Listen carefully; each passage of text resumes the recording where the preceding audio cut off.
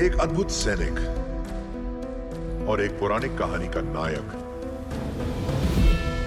तुम्हारा भाई जिसे देवता मानते हैं, जब वो आएंगे, और वो जरूर आएंगे,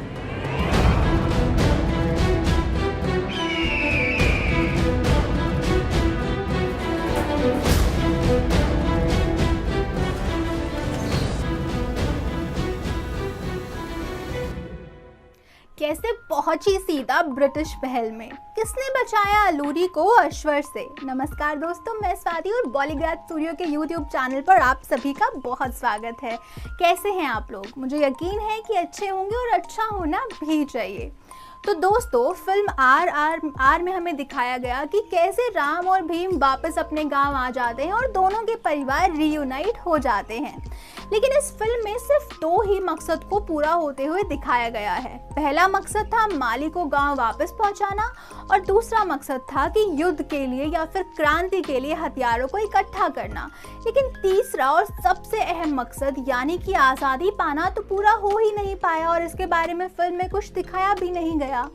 जिसके कारण फिल्म के अगले पार्ट में यही दिखाया जाने वाला है कि कैसे राम और भीम वापस अपने गांव आ गए हैं, लेकिन उन्हें किसी ना किसी तरीके से वापस ब्रिटिश राज की गतिविधियों में शामिल होना पड़ेगा ताकि वो जान सके कि एग्जैक्टली वहाँ चल क्या रहा है। और इसके लिए उनका हैदराबाद जाना बहुत ज़रूरी है क्योंकि वहाँ निज़ाम का शासक है और वहाँ ब्रिटिशर्स का आना जाना लगे रहता है और इससे बेहतर उनके पास छिपने का कोई और उपाय है भी नहीं। अब राम और भीम चाहते तो हैं कि वो अलूरी को गांव ही छोड़कर जाएं, पर अलूरी की जिद के कारण वो उसके साथ हैदराबाद के लिए रवाना हो जाते हैं। अब तीनों हैदराबाद के लिए चल दिए और हैदराबाद पहुंचकर एक पेड़ के नीचे बैठकर आराम करते हैं। अब भीम कहता है कि मैं वहां असमल की वेशभूषा धारण कर जा रहा हूं और वहां जाकर एक रसोई का काम मांग लूंगा। और राम कहता है कि मैं भी वहां एक सैनिक बनकर जा रहा हूं। अब वो अलूरी से पूछते हैं कि अलूरी, तुम वहां क्या करोगी, तुम क्या काम मांगोगी?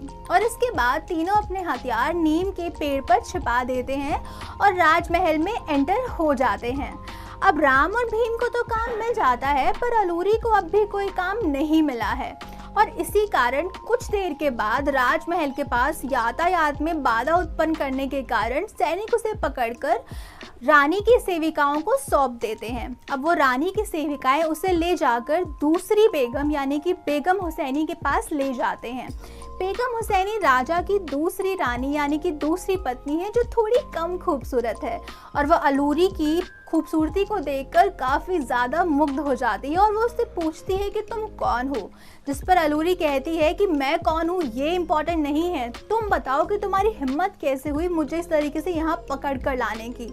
रानी थोड़ा क्रोधित हो जाती है, पर अलूरी कहती है कि अगर मेरे शौहर वहाँ होते तो तुम्हारे सैनिकों का कत्ल कर देते, तुम उनके पराक्रम को नहीं जानती।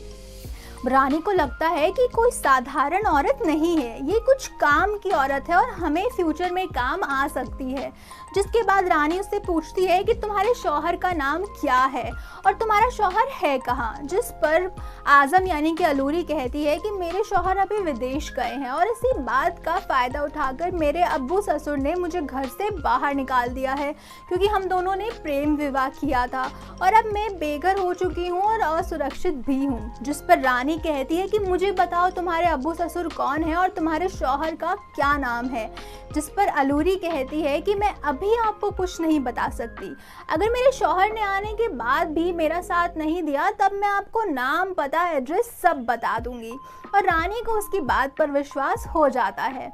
अब रानी कहती है कि तुम कहती तो हो कि तुम लोगों को सुंदर बना सकती हो, पर तुमने तो खुद ही साज श्रृंगार नहीं किया है, तो मैं कैसे मान लूँ कि तुम ऐसा कर सकती हो।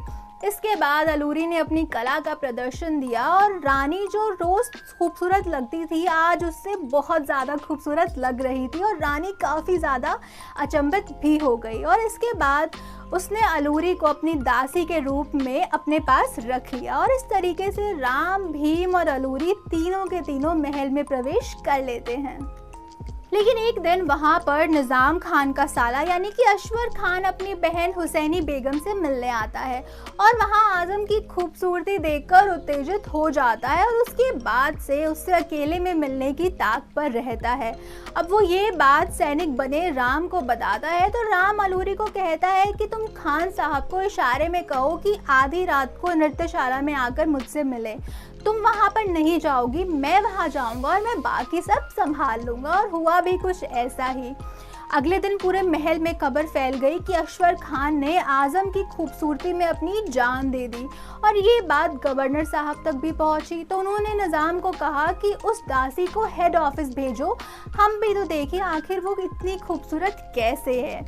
अब राम, भीम और अलूरी हेड ऑफिस जाना तो चाहते थे लेकिन तीनों साथ जाना चाहते थे। तो राम ने एक तरकीब अपनाई कि उसने रानी के कान भरने शुरू कर दिए। उसने कहा कि अलूरी यानी कि आजम तुम्हारी खास दासी है तो तुम्हें उसे इस तरीके से अकेले हेड ऑफिस नहीं भेजना चाहिए, तुम्हें उसके साथ कुछ सैनिकों को भेजना चाहिए।